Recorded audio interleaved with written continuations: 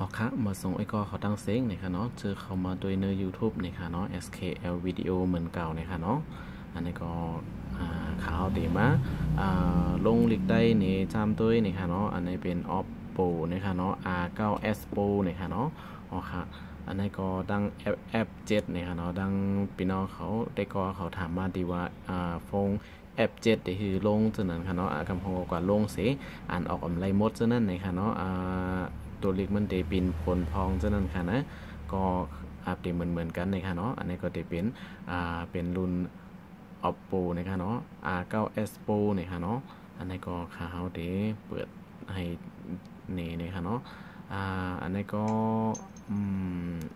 เอาเป็นภาษาอังกฤษก็ไรนะคะเนาะ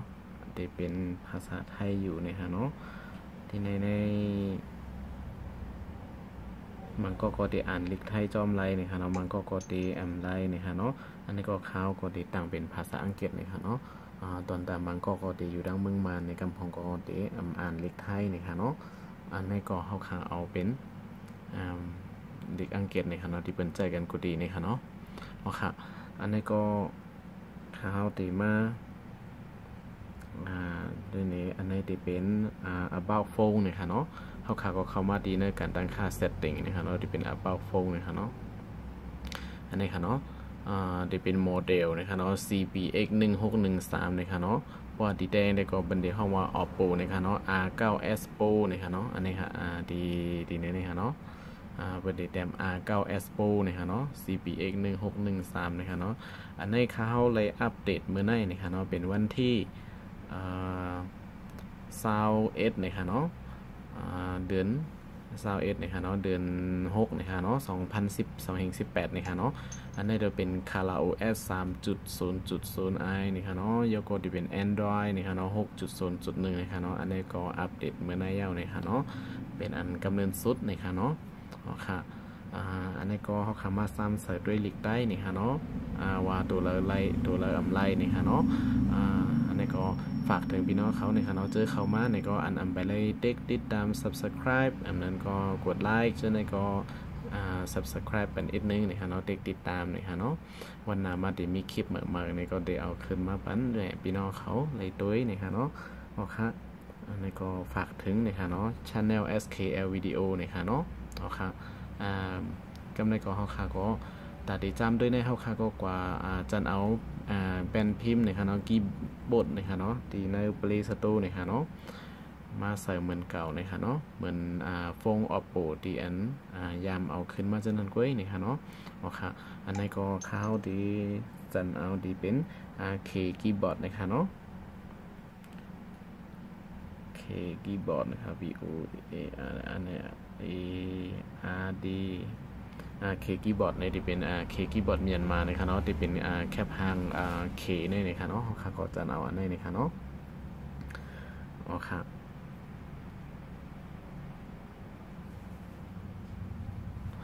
อันนี้ก็เขาก็ติดตั้งคีย์บอร์ดมันกว่าก่อนนะครับเนาะแล้วก็เขาก็มาเด็กที่โอเปนนะครับเนาะตอนที่ตั้งคีย์บอร์ดนะครับนะคีย์บอร์ดนะครับเนาะเขาก็มาเด็กที่อันขึ้นลงตรงอยู่นะครับเนาะ enable key keyboard นะครับเขาก็เด็กเปิดบันทีในนะครับเนาะทีในเขามาทีในก็เดลเด็กบันให้มันเขียวๆมันดังเลยนะครับนะเปิดการใจมันนะครับเนาะอันนี้ก็ use นะครับเนาะเขาก็เด็กบันทีในนะครับโอเคอันนี้ก็เลยว่าเปิดเคกีบอร์ดนะคะเนาะใน setting นะคะเนาะแล้วก็พวกเขามาดีนาในดีมีอันแรงๆนะคะเนาะเขาก็ติ๊กเขาก็ดีอันแรงๆนะคะเนาะอันนี้ก็ดีมีว่าselect keyboard นะคะเนาะเขาก็เลือกเป็นเคกีบอร์ดตั้งเนื้อนะคะเนาะอันนี้ทัดเบลอันนี้จะเป็นคีย์บอร์ดที่เขาใส่มาปั้นนะคะเนาะกงมันนี่ Oppo ใส่มานะคะเนาะอันกึกมาปั้นในเครื่องมันกำเหลวนะคะเขาก็ติดเป็นเคกีย์บอร์ดตั้งเนื้อได้นะคะเนาะโอเคแล้วก็ขั้นตอนที่สามมาดีลูกลกนะคะเนาะเขาได้เอาคีย์บอร์ดนะคะเนาะเป็นพิมพ์อีกสั่งหลายๆนะคะเนาะเขาก็มาติดที่ไหนในอันนี้เดมีอังกฤษนะคะเนาะแล้วก็จะมีมันโซจินะคะเนาะแล้วก็จะมีมันยูนิโคดเหมือนกันนะคะเนาะอันนี้ก็จะเป็นโซจิใต้นะคะเนาะแล้วก็อันนี้จะเป็นชั้นยูนิโคดนะคะเนาะอันนี้ชั้นยูนิโคดเขาก็เอาอันนี้นะคะเนาะแล้วก็กำพองก็ว่าติเต็มลิกไทยนี่ก็เอาอันนี้นะคะเนาะสังเกตว่า คาไลดีในก็กว่าเจอว่าดีเต็มลิกไทยในค่ะนะกว่าเจอคีย์บอร์ดดีอันกึกมันในเครื่องมันนั่นในค่ะเนาะสังเกตว่าเจอคีย์บอร์ดอันไหนในค่ะเขาเจอด้วยปอแคมแลบในค่ะเนาะโอเคยันเปิดค่ะผมยามในกล่อมหูค่ะเนาะโอเคอันนี้ก็ไล่มาเป็นคีย์บอร์ดเย้าในค่ะเนาะเขาก็เข้ากว่าแต้มจำด้วยในค่ะเนาะเขาก็เด็กเขาก็ดีในค่ะเนาะว่าจอกมันอ่านลิกใต้ไล่ไล่ในนั่นค่ะเนาะข้าวดีเสิร์ฟด้วยเหมยเลยค่ะเนาะอันในข้าวเลยตั้งไว้ปันเย้าเลยค่ะเนาะกำก่อนค่ะเนาะข้าวเดี๋ยวออกขึ้นสิมาใส่ใหม่นี่พี่น้องเขาเนี่ยค่ะเนาะ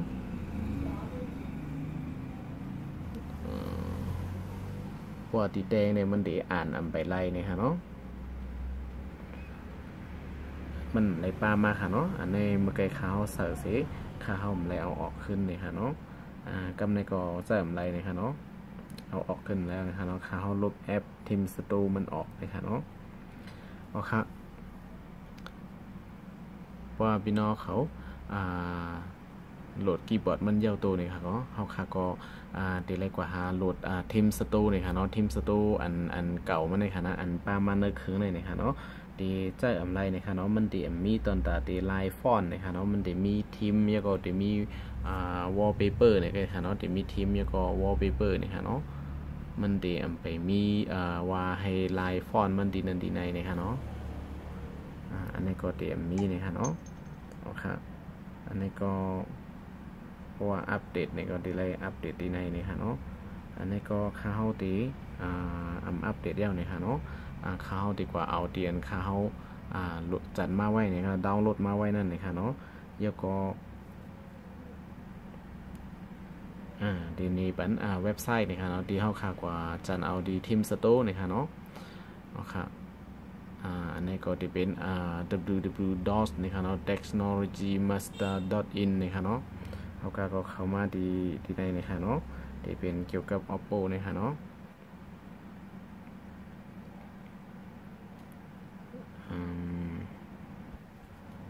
อันนี้ค่ะเนาะดาวน์โหลดทีมสโตร์เฮียเนี่ยค่ะเนาะสังเกตว่าคือจันเอาดีในก็ไล่เนี่ยค่ะเนาะอันนั้นก็ข้าวที่เอาลิงก์ดาวน์โหลดเนี่ยค่ะนะกว่าไว้บันเตอร์คลิปอันข้าวตึกถ่ายอยู่มาเลี้ยวเนี่ยค่ะเนาะติดตัวอยู่ในเนี่ยค่ะเนาะเขามาโรยโดยต่างๆมันเนี่ยค่ะเนาะข้าวที่เอาลิงก์มันไว้เนี่ยค่ะเนาะหรือจันเอากล้วยเนี่ยค่ะเนาะอันนี้ก็ข้าวที่จันดีในพี่น้องเขาเนี่ยค่ะเนาะตอนแต่พี่น้องเขาได้ก็จันเอาแต่วิดีโอของข้าวในเนี่ยค่ะเนาะแต่เอาลิงก์มันไว้ปันเนี่ยค่ะเนาะโอเคอันนี้ก็เขาค่ะจันเอามาเย้าเนี่ยค่ะเนาะอันนี้ก็จะเป็นทีมสโตร์เนี่ยค่ะเนาะเขาค่ะก็เด็กดีต่างๆเนี่ยค่ะเนาะอินสตอลเนี่ยค่ะเนาะเขาค่ะก็ติดตั้งทีมสโตร์เข้ากว่าเนี่ยค่ะเนาะโอเคสังเกตว่าเขาค่ะเปิดทีมสโตร์มันเย้าตัวหลีงามเนี่ยค่ะเนาะเขาค่ะก็เด็กโอเปนเนี่ยดีเนี่ยค่ะเนาะมันก็ติดขึ้นมาเป็นลิกแคเนี่ยค่ะเนาะเขาค่ะเป็นคนใจคนยิงเนี่ยค่ะเนาะเขาค่ะก็เด็กดีกว่าคนใจเนี่ยค่ะเนาะโอเคอันดีในก่อนเด็กดีอันเขียวๆนี่ค่ะนะอันออกก็เต็กเขาดีในค่ะเนาะได้ในก็เต็กดีตัวเล็กตั้งในก็ไรเนี่ยค่ะเนาะแล้วก็มันเด็กเขามาเป็นนาเจ้าไหนเนี่ยค่ะเนาะเพราะว่าเขามาเป็นนาเจ้าไหนเอาในพี่น้องเขาเด็กดีแค่พังก้นเนี่ยค่ะเนาะออกก่อนนะคะเนาะที่แค่พังก้นได้นะคะเนาะแล้วก็มันเด็กมีDAA นะคะเนาะที่เป็นแค่พัง AA สีเขียวนี่ค่ะเนาะเขามาดีในนะครับอันนี้ค่ะเดี๋ยวมีฟอนต์นะคะเนาะฟอนต์ ColorOS นะคะเนาะ defaultฟอนต์ที่อันติดมาอยู่ที่เนื้อเครื่องนะคะเนาะเมื่อเร็วลิกใต้เข้าคาไปมีฟอนต์มันนะคะเนาะอันนี้ก็เข้าคากว่าจันเอาฟอนต์มันเนื้อ Play Store ไรนะคะเนาะเข้าคาโลฟอนต์ลิกใต้เข้านะคะเนาะโอเคมาดีPlay Store นะคะเนาะเขาค่ะก็เอาฟอนต์ลิกใต้เฮาในเขาค่ะก็เต็กดีนำเต็งนะคะเนาะนำเต็งเว็บโปรนะคะเนาะ for Oppo นะคะเนาะเต็กอันนี้ค่ะเดี๋ยวมีหลายอันนะคะเนาะอันนี้ก็มือปนมาในนำเต็ง2017นำเต็งยูนิโคดนำเต็งเว็บโปรนะคะนำเต็ง2ใช่ไหมคะเนาะคือเกี่ยวอะไรก็พี่น้องเขาใส่อะไรนะคะเนาะกุยกาดีตาดีเจอแอปเจ็ดอันนั้นก็จะเป็น Oppo R9s Pro อันนี้ค่ะนะ R9s Pro นะอันนั้นก็ F7 จะนะค่ะเนาะมันได้ใส่อันเป็นนำติงฟอนต์2017เจอในอันไรนะคะเนาะมันได้แต้มอันครบนะคะเนาะตัวลิกได้ปินผลนะคะเนาะเขาได้จำใส่ในพี่น้องเขานะคะเนาะมันได้ใส่ไลอันลาบนในจึงในใส่ไลอันตั้งเหนือสุดๆในนะคะเนาะได้เป็นชั้นยูนิโคดอันขึ้นไว้นำติงเว็บโปรพอ Oppo นะคะเนาะได้เป็นอัน 4.6 นะคะเนาะได้เป็นอันนี้ได้เป็นลาวมันก็นี่ค่ะเนาะเกี่ยวสังนี่ค่ะเนาะเดี๋ยวมีนำเต็งเว็บโปร for Oppo นี่ค่ะเนาะเดี๋ยวเป็นอันดังเหนือสุดนี่ค่ะเนาะเดี๋ยวจะไล่นี่ค่ะเนาะเขาเดี๋ยวจันอันนี้มานี่ค่ะเนาะติดตั้งนี่ค่ะเนาะอันนี้ก็เป็นอันยาวโตนี่ค่ะเนาะยาวก็นำเต็งฟอนต์2017จะในมันเป็นเรื่องของลาบใส่ในเขาเดี๋ยวใส่ซ้ำด้วยนี่ค่ะเนาะเอาค่ะอันนี้ก็เดี๋ยวใส่ซ้ำด้วยนี่ค่ะเนาะเอาค่ะซ้ำด้วย2อันนี่ค่ะเนาะสังเกตว่าพี่น้องเขาจันเอาคีย์บอร์ดมันมา2อันแล้วก็ทีมสโตร์มันก็ใส่ยาวในพี่น้องเขาก็มาดีทีมสโตร์อันนี้ค่ะเนาะพวกเขาคาเปิดปอก2ในมันเดี๋ยวเหมือนเขาคาอำไปไล่ใส่ทีมสโตร์นั่นนะคะเนาะเด็กเขาก็ดีทีมสโตร์นะครับมันเด็กขึ้นมาเป็นลิเคใช่ไหมคะเนาะแล้วก็กำหนึ่งนะคะเนาะแล้วก็มันเดี๋ยวเหตุการณ์นะครับมันก็ดีขึ้นมาหน้าในเหมือนเก่านะคะเนาะเขาคาก็ติ๊กเขาก็ดีแค่พังก้นนะคะเนาะแล้วก็มาดีAA ในดังเหนือนะคะเนาะแล้วก็อันนี้ค่ะนะลิกใต้ที่เขาคาใส่ไว้นั่นนะคะเนาะมันดีมีอันไหนไว้นะคะเนาะสังเกตว่าเขาคามีให้เลือกนะคะเนาะเพราะเขาคาไปจัดเอาฟอนต์มันมาเนี่ยมันดีมีดังเหนือได้นะคะเนาะอันนี้ค่ะสังเกตว่าอันเก่าอันดังเหนือในมันดีลิกใต้เฮาไล่ในค่ะเนาะอันนี้ก็เฮาคากระจ้ำด้วยในค่ะเนาะเพราะเฮาคามไปใส่ในค่ะเนาะที่เป็นฟอนต์ที่อันติดไว้ในเครื่องมันในค่ะเนาะมันจึงหนึ่งอันในเข้ากว่าดีchannel YouTube ของข้าเฮาในค่ะเนาะ SKL Video ในค่ะเนาะที่ข้าเฮาเอาลิกใต้ขึ้นไว้จังนั้นในลิกใต้ในอ่านอำไลเซโตในค่ะเนาะมันได้อ่านออกในค่ะเนาะอันนี้ให้มันอ่านออกในเฮาคาก็เดมาเลือกดีทีมสโตในค่ะเนาะไปคำหนึ่งนะคะเนาะเขามาดีเก่านะคะเนาะดีแค่พางโคนนะคะเนาะแล้วก็มาดีตัว A นะคะเนาะเขียวๆนะคะเนาะแล้วก็มาเลือกที่นำเต็งฟอนต์นะคะเนาะ2017ในเป็นสื่อละเนี่ยอันนำออกในที่เป็นตั้งเหนือในนะคะเนาะฟอนต์ตั้งเติมนะคะแล้วก็นำเต็ง2017ในเป็นสื่อในเขาขาใส่ซ้ำด้วยดีในนะคะเนาะเต็กเลือกนำเต็งแล้วก็เต็กเป็นต่างๆนะคะเนาะอันนี้ที่เป็นฟอนต์นำเต็ง2017นะคะเนาะเขาขาลายฟอนต์มันยาวกว่าจ้ำด้วยนะคะเนาะ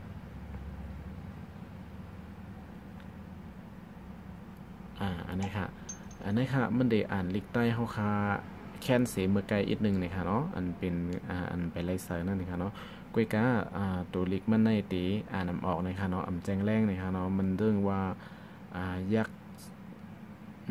ยักว่ายักจำว่าจะได้เตรียมถูกนะคะเนาะแพทจะได้ค่ะนะเตรียมถูกนะคะเนาะอ่านไล่นะคะเนาะมันได้เป็นเจ้าไหนค่ะเนาะอันนี้ก็จำหนีพี่น้องเขาในค่ะกำพงก็ใส่จำด้วยเสอ่านไล่นะคะเนาะเต็มโทนนะคะเนาะเพราะฉะนั้นในพี่น้องเขาเลือกเอาดีตัวไหนค่ะเนาะเอาฟอนต์ดีเป็นนำเต็งเว็บโปร for Oppo นะคะเนาะ iPhone นะคะเนาะอันนี้ค่ะเนาะเดี๋ยวไล่ใจฟอนต์ตัวไหนค่ะอันนี้อ่านออกไล่เต็มๆนะคะเนาะแล้วก็ติ๊กเป็นตั้งใจนะคะเนาะค่ะอันนี้ก็เป็นอันเย้าตัวนะคะเนาะลายฟอนต์มันก็มากๆนะคะแล้วก็เขาคาก็กดติ๊กด้วยใน YouTube นะคะเนาะอันนี้ค่ะเป็นอันไล่ลีงามนะคะเนาะอัมพิษเซโตนะคะเนาะเขาคาก็เต็มไล่นะคะเนาะก็จะเป็นนำเต็งเว็บโปร for Oppo นะคะเนาะแล้วก็ใจทีมสโตนะคะเนาะจันเอาลิงก์มันใต้คลิปของข้าเขาในนะคะเนาะที่เอามาแปะไว้บันนะคะเนาะเอาค่ะสังเกตว่าเขาคาดีแต้มในก็เขาคาก็คีย์บอร์ดในเขาคาตั้งไว้ฝันตั้งยาวในค่ะเนาะอันนี้ก็เป็นลิกอังกฤษในค่ะเนาะสังเกตว่าเขาคาใครเต็กลิกใต้ในก็เต็กดีแคปหางอันนี้ในค่ะเนาะอันนี้ก็จะเป็นเมียนมาโซจีในค่ะเนาะเป็นลิกมันในค่ะเนาะเหมือนจึงเขาคาดีแต้มใจสายเมาในค่ะเนาะอันนี้ลิกมันก็เจออะไรอยู่ในค่ะเนาะมันเดอะไรช่วยอ่านอีดในค่ะเนาะ มันจะเขาใจใส่เมาในกันขนาดนะอันนี้ก็ลิกมันก็อ่านไล่นะคะเนาะอ่านไล่พองนะคะเนาะเดอ่านอำไล่เป็นมังโตนะคะเนาะยกก็สังเกตว่าเขาติดเต็มลิกใต้เนี่ยก็เขาก็เต็กดีในกว่าแทงนะคะเนาะลายก็ลายมากนะคะเนาะอันนี้ที่เป็นลิกใต้นะคะเนาะชั้นยูนิโคดนะคะเนาะอันนี้ก็มันได้เขาติดเต็มใจค่ะอาปอดไก่คืนจำนาใจนะคะเนาะมันได้มีใจเมืองหานใจตื่นหลีแสงสมผ้าแสนฟ้าเด็กขึ้นมาหมดนะคะเนาะอันนี้ก็อ่านได้กูแถวนะคะเนาะมีดีอันผิดเปิงนะคะเนาะอันนี้ก็ฝากถึงพี่น้องเขานะคะเนาะเจออันเจอฟงโมเดลอันนี้นะคะเนาะเป็น Oppo R9s นะคะเนาะ R9s Pro นะคะเนาะแล้วก็ F7 เจอนะคะเนาะที่ใส่ไลน์นะคะเนาะที่อันนำไปไล่ใส่นั่นนะคะเนาะอันคอมเมนต์มาว่าใส่อำไลน์ในเจ้านั้นก็จำเอา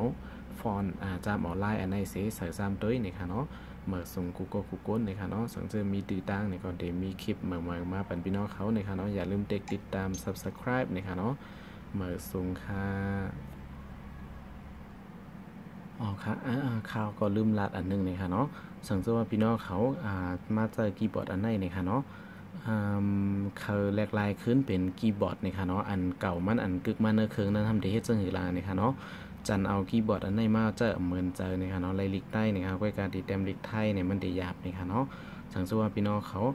ก็เขาเจอลิกไทยนะคะเนาะเจออันดูเจอนั่นนะคะเนาะก็เขามาดีการตั้งค่านะคะเนาะ setting นะคะเนาะดีในหน้าในตีมีตีอันไลน์มันนะคะเนาะเขามาดีในsetting ที่ไหนนะคะเนาะแล้วก็เลื่อนลงมานะคะเนาะดังต่างนะคะเนาะ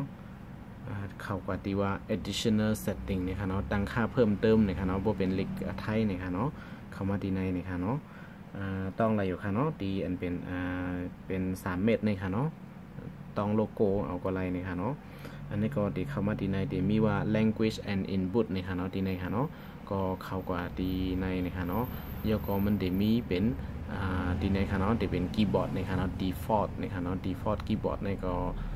ได้ตั้งไว้เป็น K คีย์บอร์ดนะคะเนาะเขาก็เข้ามาดีในนะคะเนาะแล้วก็พวกเขาใครเต็มลิกใต้เนี่ยเขาก็เอาเคคีย์บอร์ดนะคะเนาะสังเกตว่าเอาใครเอาคีย์บอร์ดอันเก่ามันติดมาในเครื่องในก็เอาอันคีย์บอร์ดติดมาเนี่ยค่ะเนาะเด็กดีในเนี่ยค่ะเนาะแล้วก็เต็มจำด้วยระยะเนี่ยค่ะเนาะอันนี้ค่ะที่เป็นคีย์บอร์ดดีอันปามาจอมเนี่ยค่ะเนาะคีย์บอร์ดดีอันติดมาอยู่ดีในเครื่องนั่นเนี่ยค่ะเนาะอันนี้อะไรปามาลิกไทยอันนี้ก็ตั้งไลน์เนี่ยค่ะเนาะเขาก็ขึ้นตั้งขึ้นก็ไลน์เนี่ยค่ะเด็กก็ตั้งจำด้วยเนี่ยค่ะเนาะมาดีในสิเขาก็ดีadditional setting นะฮะดี input นะฮะเนาะเขาก็ดีในนะฮะอันนี้เขาก็ตั้งไลน์นะฮะเนาะแค่เอาลิกสั่งหลายๆนะฮะเนาะดีเป็นtouch panel for Oppo ในนั่นค่ะเนาะเดี๋ยวมีอังเกตกล้วยนะฮะเนาะสังเกตว่าเขาใครใส่ไลน์อันในก็ตั้งไลน์นะฮะเนาะlanguage อันนี้เขาขาดได้เอาสั่งหลายๆในนั้นค่ะเนาะใครเอาลิกมันก็ไล่นะคะเนาะแล้วก็เอาอังกฤษนะคะ UK นะคะเนาะแล้วก็ลิกไทยนะคะเนาะที่ในนะคะเนาะเขาขาก็เอาลิกมันก็มีนะคะเนาะโซจีนะคะเนาะอันไหนก็ไล่นะคะเนาะเขาก็เต็มจำด้วยนะคะเนาะอันนี้ค่ะพวกเขากดตั้งเย้าในที่ในที่มีอันเลื่อนนะคะเนาะอันนี้ก็จะเป็นลิกมันโซจีนะคะแล้วก็อันนี้ก็จะเป็นลิกไทยนะคะเนาะแล้วก็อันนี้จะเป็นลิกมันยูนิโคดนะคะเนาะค่ะสังเกตว่าพี่น้องเขาใครเต็มลิกใต้นะคะเนาะทำได้ให้เจอขึ้นล่ะในก็กว่าดีเก่าเหมือนเก่านะคะเนาะที่ในที่มีไลน์นะคะเนาะเขาก็เข้ามาดีเซตติ้งเหมือนเก่านะคะเนาะแล้วก็มาดีadditional setting นะตั้งค่าเพิ่มเติมนะคะเนาะแล้วก็มาดีlanguage and input นะคะเนาะเข้ามาดีว่า default นะคะเนาะเมื่อเร็วเนี่ยจะเป็นtouch panel นะคะเนาะ for Oppo นะคะเขาก็เข้ามาดีในเซมาเลือกที่เป็นK keyboard นะคะเนาะติดเต็มลิกใต้นั่นนะคะเนาะ เขาค่ะก็อันนี้ก็เตรียมลึกใต้นี่ค่ะเนาะเขาค่ะก็เปลี่ยนคีย์บอร์ดมันก็มาๆนี่ค่ะเนาะก็เป็นอันเย้าโตนี่ค่ะเนาะเซอร์ลิกใต้ไลน์นี่ค่ะเนาะอันนี้ลองหยับสั่งนี่ค่ะเนาะอ๋อค่ะเหมือสูงนี่ค่ะเนาะฝากถึง Google นี่ค่ะเนาะ